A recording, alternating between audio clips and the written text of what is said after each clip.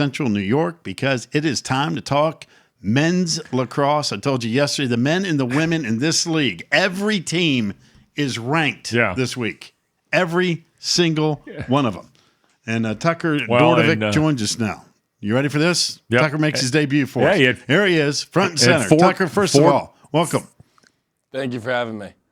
Yes, sir. Yeah, Go ahead, 4 Wes. goals in the opener. Know you guys were upset by Army. It's a tough way to start, but you don't rest long here in this league, because here comes Virginia this weekend, and one of the matches we're really excited to show on ACC Network, Tucker. So you kind of almost got to forget, win or loss, what happened in the opener, don't you? Yeah, you got to have a quick memory in this league for sure. Losing a game, it's always nice playing in the ACC, because next weekend you could play a top 5 team, and usually it is, and you can bounce back right away, which is nice. Tucker, I just mentioned that every team in the league, men's and women's lacrosse teams, are ranked this week, which is an absolutely ridiculous stat. But it goes to your point that, hey, win or lose, hey, it's rear view mirror when that thing ends, because here comes the next wave, right? I mean, you really can't get too comfortable, even though we're going through COVID and everything else, because there's going to be a quality opposition the next go-around. Yeah, I know, at least on the men's side, I think all the teams are within the top 10, 11, 12 teams in the country right now, so it is definitely nice being able to, come have a loss and come in and play Virginia, who's like the number 2 team in the country. But besides that, as the season goes forward, most of the teams are in the top 8 throughout the whole year. So, like you said, you got to have a quick memory and move on to the next opponent.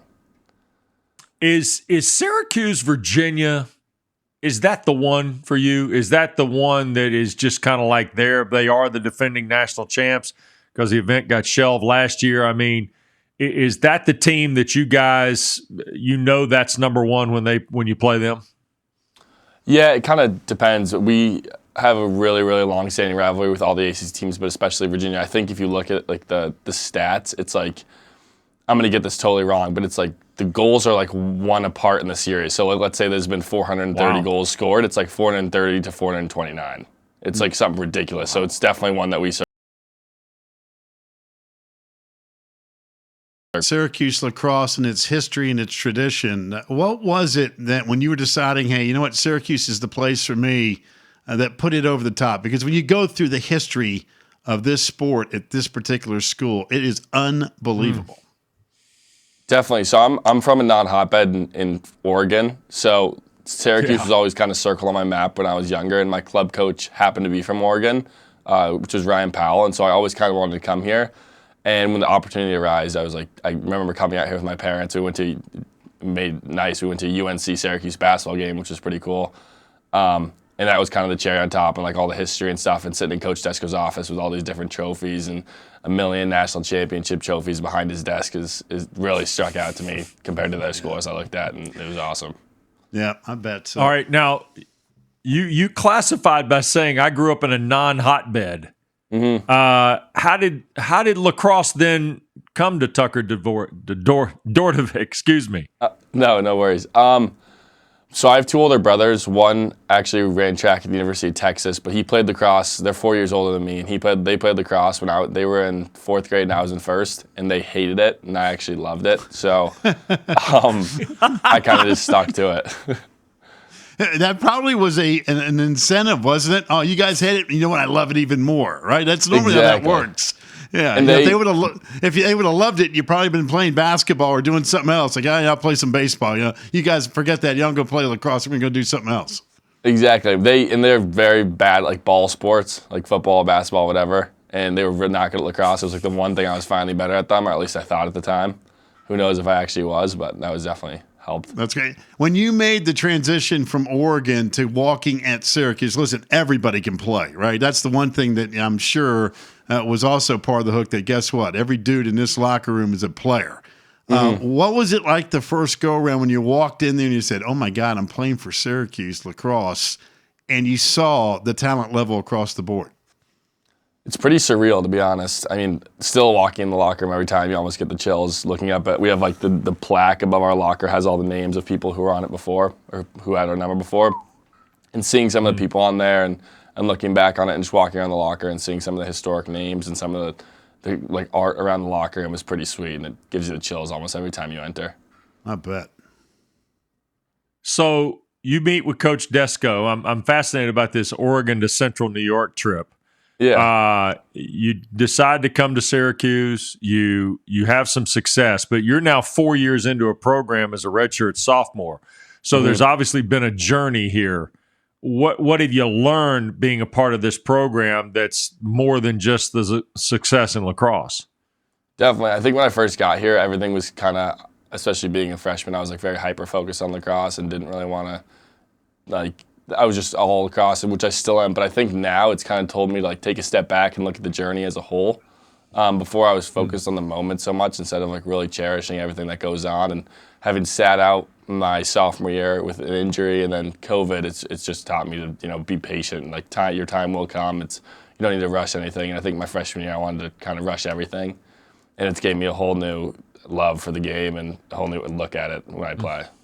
Tucker, there's always a pressure to win a national championship when you start talking about Syracuse and men's lacrosse. Do you guys feel that, or is that more just outside noise? I think a little bit both. We definitely feel it. I mean, it's hard not to when you walk around the locker room and you see 11 national championships. My locker's next to like our equipment stoop, and on it has all the national championships, so I see it every day. But for the most part, we know that's our end goal. We know we want to be there, and we kind of have a mantra that we started last year, which is just win the week.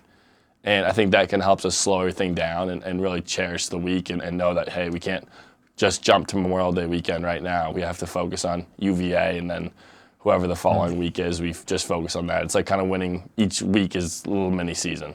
And Tucker, being in this league, it's one of the reasons I brought up the ranked stuff. When you start thinking about, hey, we want to win the national championship, but quite frankly, winning the ACC might be harder than winning the national championship, as goofy as that sounds. No, I mean, it's true. I mean, especially this year, and obviously all sports are still kind of wacky with COVID, but I mean, I think right now, like UVA, UNC, Duke are like 1, 2, 3 almost. Us and Notre Dame aren't far behind. So, I mean, it's definitely going to be fun. And like you said, you have to play the top almost 5 teams in the country when you go through the ACC. I agree with that statement. It is at times, I'm sure, harder than winning or just as hard as winning a national championship to win the ACC. All right, Tucker, what do you miss most about Portland that you wish you had in New York? Because that's a long way to go to school now, my man. Definitely. I think the easy one to say is my parents, just because I don't get to see them that much. But besides honestly, I'd like the outdoors. I love to go skiing. I grew up ski racing, so having the mountains so close is something that I definitely miss. Ski racing? Ski racing. Wait a minute now. What's that about? Hold on. Wait a minute. What's that about?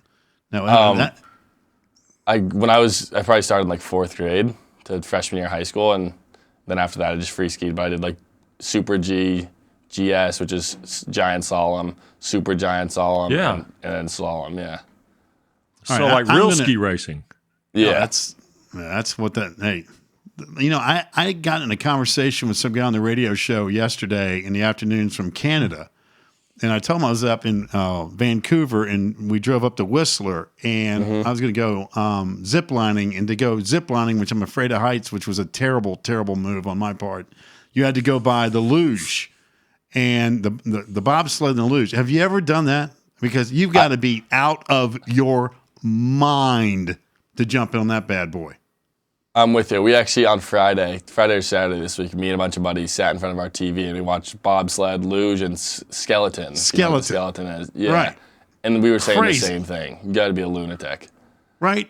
I mean, again, skiing is one thing, but the folks, the men and women that do that, you have evidently reached the point in your life you just don't care. If it ends, it's crazy. Great, right? How in the world do people do that? We came across a few not so lucky people getting in some wrecks, and it is, I don't know how they even walk away. They're going like 100 miles an hour on ice. All right, but how good were you at ski racing? Was this a real deal now? Did you get some medals? Did you win some races? Yeah, I was all right. I wasn't anything crazy, but I mean, I was probably like top 50 on the West Coast. Wow. Jeez, there were some kids who can really ski. Man, see, I thought you were going to say, like, what I really miss about Portland is Voodoo Donuts. But then you give us this professional ski racing thing, right? But Voodoo Donuts, no Voodoo joke, is very right? good. See there? Yeah. It always comes back to food. All right. Always comes back to food. Well, listen, man, keep up the good work. This is going to be a crazy, crazy race with lacrosse, both the men and the women's side. Definitely. But it's awesome. But before I let you go, though, since you're making your debut, we do this with every student athlete. Of course. What has been the hardest class you've had at Syracuse? That's tough. My freshman year, this class isn't even that hard. I think it was just me being a freshman. I took this nutrition class.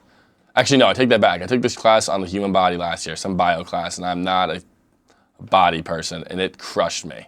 I remember turning in my first exam, and I was like, I should have just given my drop papers with the exam. It was brutal. Ended up being fine, but you got through it though, right? Yeah, it wasn't as bad as I thought. But I remember the first couple tests, it was definitely above my head. All right, I hear you. All right, Tucker, I'm gonna close with this. Dordevic is not a easily pronounceable last name, as evidenced by my efforts this morning. So, what's the worst your last name's been mangled to you? And you can say, just rewind the tape 10 minutes ago and play it. You could say that if you want. When I tried to pronounce it. Yeah, you can if you want to.